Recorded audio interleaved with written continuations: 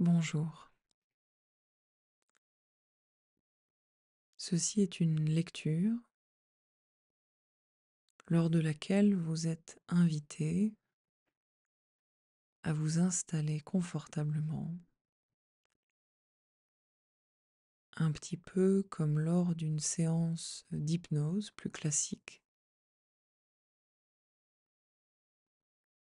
Il s'agit là de se disposer à recevoir le texte et la poésie d'Albert Camus d'une façon un peu singulière, un peu inhabituelle, c'est-à-dire avec une certaine disponibilité intérieure. C'est un petit peu la proposition de ces lectures que je vous fais et qui est au fond une invitation à se laisser transformer par les mots et le texte, se laisser embarquer dans un voyage intérieur qui n'a rien d'innocent et qui peut, grâce à la force de la poésie et des mots, nous amener à laisser en nous quelque chose se faire ou se défaire. Ainsi, je vous propose de vous installer, de prendre le temps de vous installer. Peut-être certains d'entre vous ont envie de se laisser bercer par ces lectures au moment du coucher. Et je crois que c'est là aussi une très bonne idée. Dans tous les cas, vous n'avez rien à faire. Vous avez simplement à vous laisser glisser dans la lecture. Bonne écoute.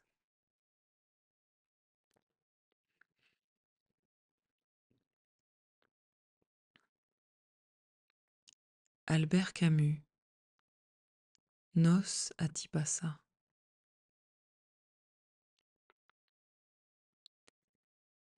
Au printemps, Tipasa est habité par les dieux, et les dieux parlent dans le soleil et l'odeur des absinthes. La mer cuirassée d'argent, le ciel bleu et cru, les ruines couvertes de fleurs et la lumière à gros bouillons dans les amas de pierre. À certaines heures, la campagne est noire de soleil. Les yeux tentent vainement de saisir autre chose que des gouttes de lumière et de couleur qui tremblent au bord des cils. L'odeur volumineuse des plantes aromatiques racle la gorge et suffoque dans la chaleur énorme. À peine, au fond du paysage, puis-je voir la masse noire du chénois qui prend racine dans les collines autour du village et s'ébranle d'un rythme sûr et pesant pour aller s'accroupir dans la mer.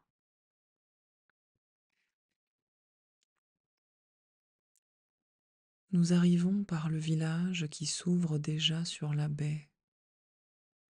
Nous entrons dans un monde jaune et bleu, où nous accueille le soupir odorant et âcre de la terre d'été en Algérie. Partout, des bougainvillées rosades dépassent les murs des villas. Dans les jardins, des hibiscus au rouge encore pâle, une profusion de roses thé épaisses comme de la crème et de délicates bordures de longs iris bleus. Toutes les pierres sont chaudes.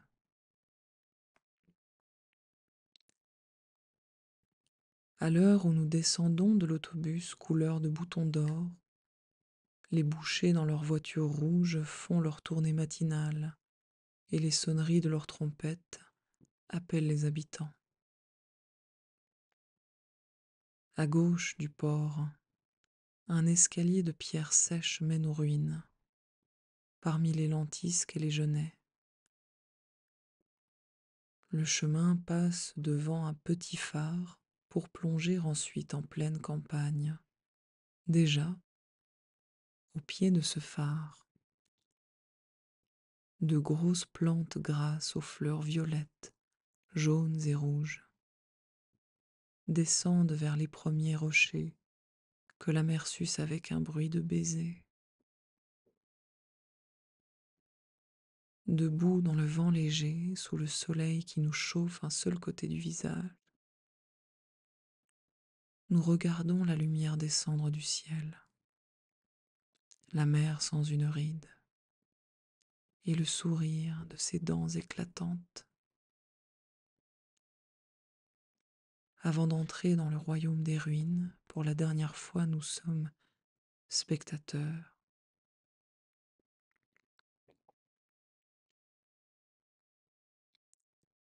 Au bout de quelques pas, les absinthes nous prennent à la gorge.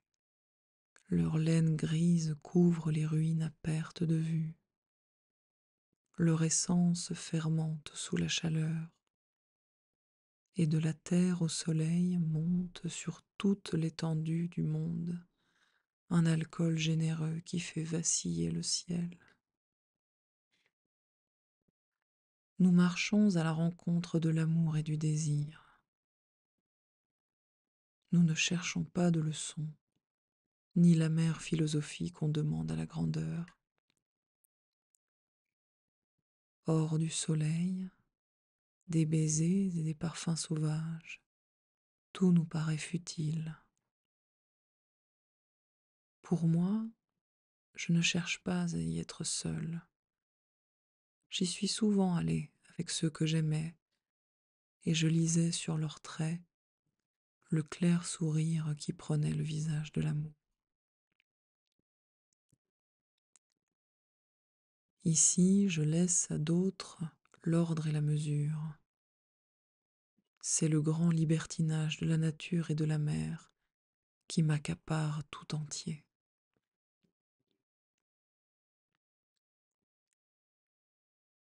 Dans ce mariage des ruines et du printemps, les ruines sont redevenues pierres et perdant le poli imposé par l'homme, sont rentrées dans la nature. Pour le retour de ses filles prodigues, la nature a prodigué les fleurs. Entre les dalles du forum, l'héliotrope pousse sa tête ronde et blanche, et les géraniums rouges versent leur sang sur ce qui fut maison, temple et place publique. Comme ces hommes que beaucoup de sciences ramènent à Dieu, beaucoup d'années ont ramené les ruines à la maison de leur mère. Aujourd'hui enfin leur passé les quitte, et rien ne les distrait de cette force profonde qui les ramène au centre des choses qui tombent.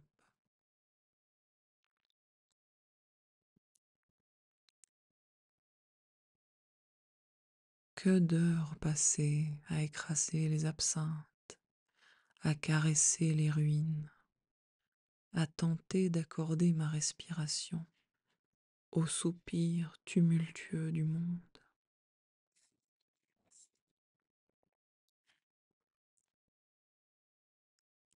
Enfoncé parmi les odeurs sauvages et les concerts d'insectes somnolents, j'ouvre les yeux et mon cœur à la grandeur insoutenable de ce ciel gorgé de chaleur.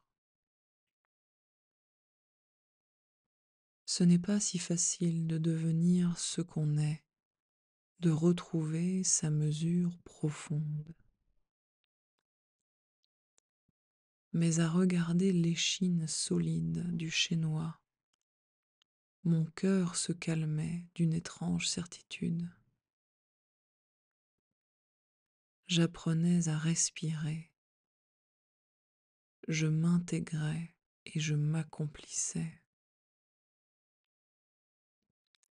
Je gravissais l'un après l'autre des coteaux dont chacun me réservait une récompense, comme ce temple dont les colonnes mesurent la course du soleil et d'où l'on voit le village entier, ses murs blancs et roses et ses vérandas vertes. Comme aussi cette basilique sur la colline est. Elle a gardé ses murs et dans un grand rayon autour d'elle s'alignent des sarcophages exhumés, pour la plupart à peine issus de la terre dont ils participent encore. Ils ont contenu des morts. Pour le moment, il y pousse des sauges et des ravenelles. La basilique Sainte Salsa est chrétienne, mais chaque fois qu'on regarde par une ouverture, c'est la mélodie du monde qui parvient jusqu'à nous. Coteaux plantés de pins et de cyprès, ou bien la mer qui roule ses chiens blancs à une vingtaine de mètres. La colline qui supporte Sainte Salsa est plate à son sommet et le vent souffle plus largement à travers les portiques. Sous le soleil du matin, un grand bonheur se balance dans l'espace.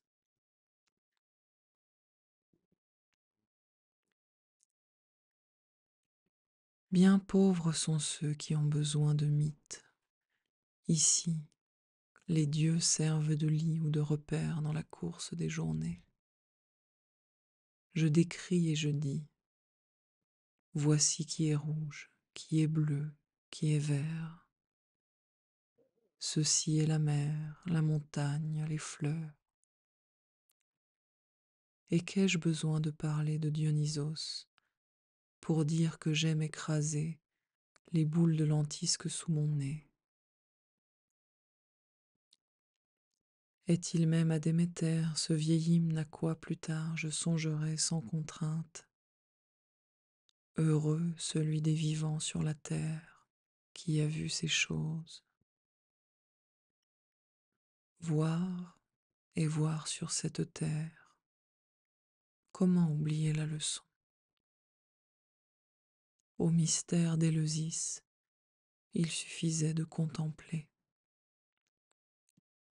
Ici même, je sais que jamais je ne m'approcherai assez du monde. Il me faut être nu, puis plonger dans la mer, encore tout parfumé des essences de la terre, laver celle-ci dans celle-là, et nouer sur ma peau l'étreinte pour laquelle soupirent lèvre à lèvre depuis si longtemps la terre et la mer. Entrer dans l'eau, c'est le saisissement, la montée d'une glu froide et opaque, puis le plongeon dans le bourdonnement des oreilles, le nez coulant et la bouche amère, la nage, les bras vernis d'eau sortis de la mer, pour se dorer dans le soleil et rabattus dans une torsion de tous les muscles. La course de l'eau sur mon corps, cette possession tumultueuse de l'onde par mes jambes et l'absence d'horizon. Sur le rivage, c'est la chute dans le sable, abandonné au monde, rentré dans ma pesanteur de chair et d'eau, abruti de soleil avec, de loin en loin, un regard pour mes bras où les flaques de peau sèche découvrent, avec le glissement de l'eau, le duvet blond et la poussière de sel.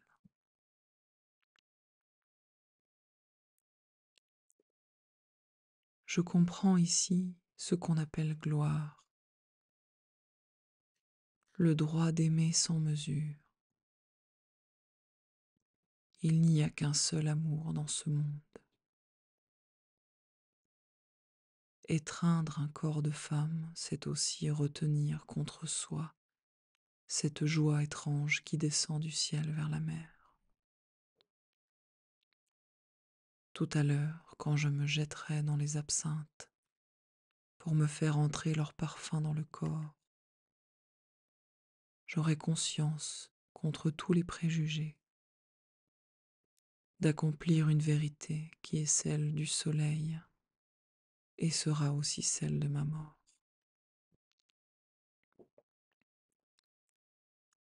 Dans un sens, c'est bien ma vie que je joue ici, une vie à goût de pierre chaude, pleine de soupirs de la mer et des cigales, qui commencent à chanter maintenant.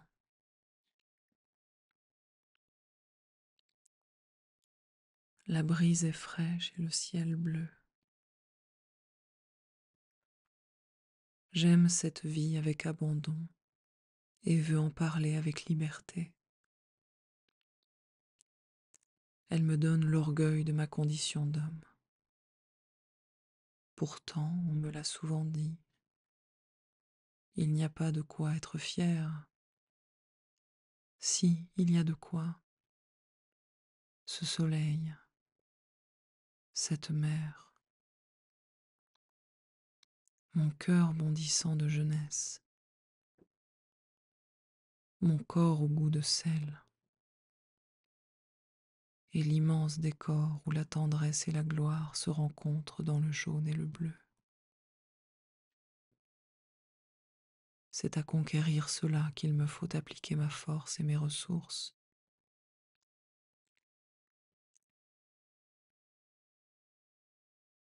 Tout ici me laisse intact. Je n'abandonne rien de moi-même. Je ne revais aucun masque.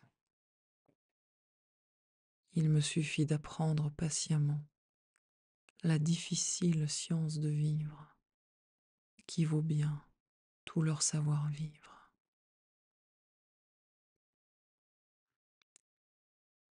Un peu avant midi, nous revenions par les ruines vers un petit café au bord du port, la tête retentissante des cymbales du soleil et des couleurs. Quelle fraîche bienvenue que celle de la salle pleine d'ombre, du grand verre de menthe verte et glacée. Au dehors, c'est la mer et la route ardente de poussière. Assis devant la table, je tente de saisir entre mes cils battants l'éblouissement multicolore du ciel blanc de chaleur.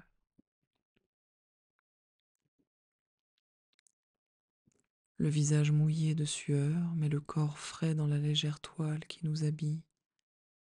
Nous étalons tous l'heureuse lassitude d'un jour de noces avec le monde. On mange mal dans ce café, mais il y a beaucoup de fruits, surtout des pêches que l'on mange en y mordant, de sorte que le jus en coule sur le menton.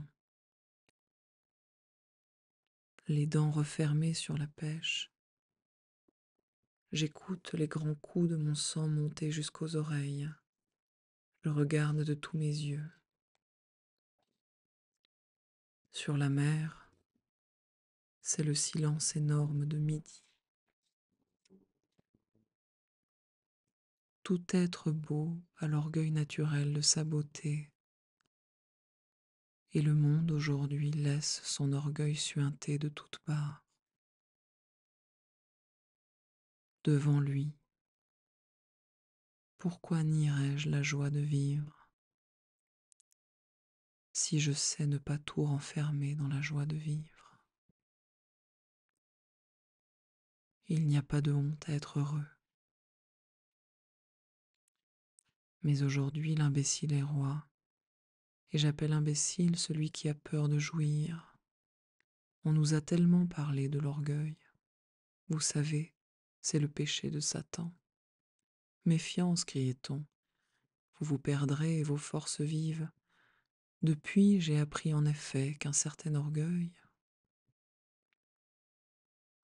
mais à d'autres moments, je ne peux m'empêcher de revendiquer l'orgueil de vivre que le monde tout entier conspire à me donner. Atipassa, je vois équivaut à je crois, et je ne m'obstine pas à nier ce que ma main peut toucher et mes lèvres caresser. Je n'éprouve pas le besoin d'en faire une œuvre d'art, mais de raconter ce qui est différent. Tipassa m'apparaît comme ces personnages qu'on décrit pour signifier indirectement un point de vue sur le monde. Comme eux, elle témoigne, et virilement. Elle est aujourd'hui mon personnage, et il me semble qu'à le caresser et le décrire, mon ivresse n'aura plus de fin. Il y a un temps pour vivre et un temps pour témoigner de vivre. Il y a aussi un temps pour créer ce qui est moins naturel. Il me suffit de vivre de tout mon corps et de témoigner de tout mon cœur. Vivre, Tipassa, témoigner, et l'œuvre d'art viendra ensuite. Il y a là une liberté.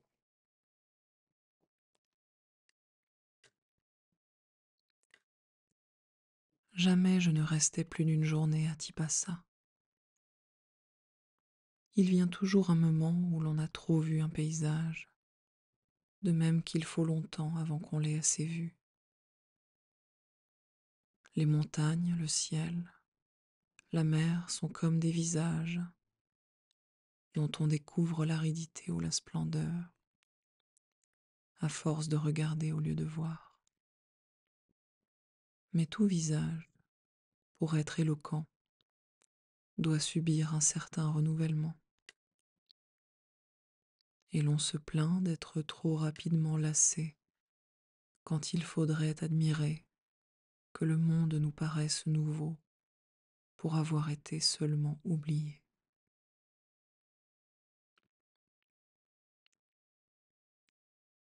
Vers le soir, je regagnais une partie du parc plus ordonnée, arrangée en jardin, au bord de la route nationale. Au sortir du tumulte des parfums et du soleil, dans l'air maintenant rafraîchi par le soir, l'esprit s'y calmait.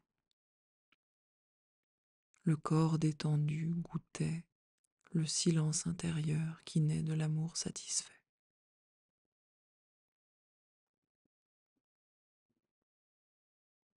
Je m'étais assis sur un banc.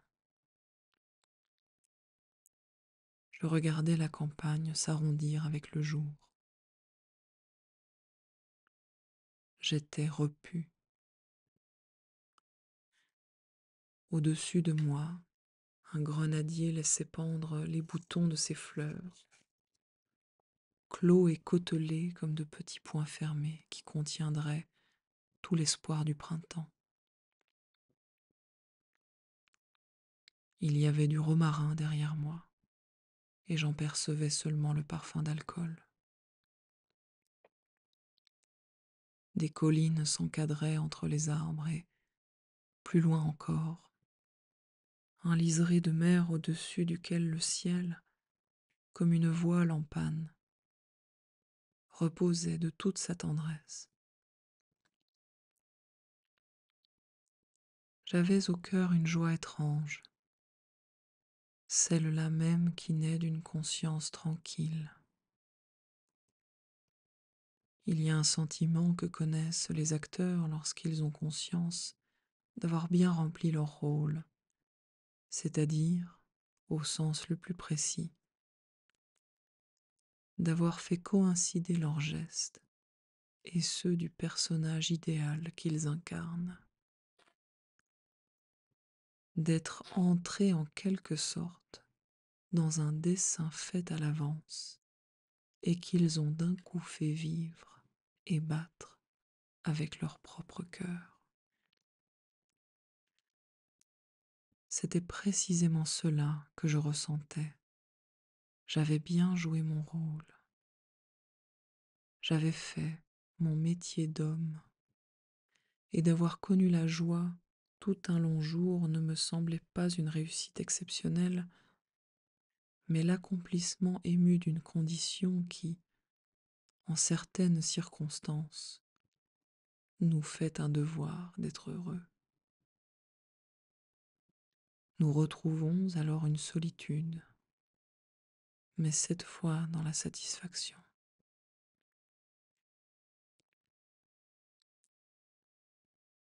Maintenant, les arbres s'étaient peuplés d'oiseaux. La terre soupirait lentement avant d'entrer dans l'ombre. Tout à l'heure, avec la première étoile, la nuit tombera sur la scène du monde. Les dieux éclatants du jour retourneront à leur mort quotidienne, mais d'autres dieux viendront. Et pour être plus sombres, leurs faces ravagées seront nées cependant dans le cœur de la terre. À présent du moins, l'incessante éclosion des vagues sur le sable me parvenait à travers tout un espace où dansait un pollen doré. Mer, campagne, silence, parfum de cette terre, je m'emplissais d'une vie odorante et je mordais dans le fruit déjà doré du monde, bouleversé de sentir son jus sucré fort couler le long de mes lèvres.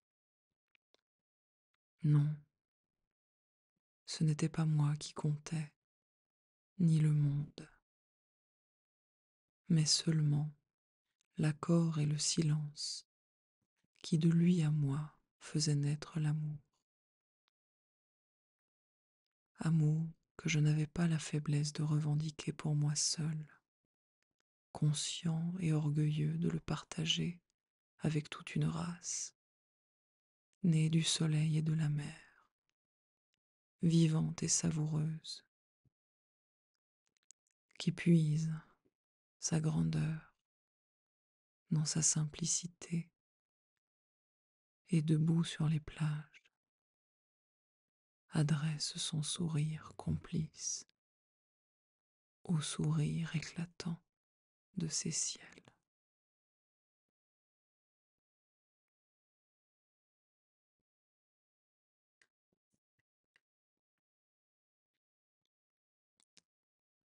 Voilà, cette lecture a pris fin. Vous pouvez, à choix, vous laisser définitivement plonger dans un sommeil réparateur ou bien revenir à vos activités. Quant à moi, je vous laisse ici et je vous dis, bien sûr, à tout bientôt.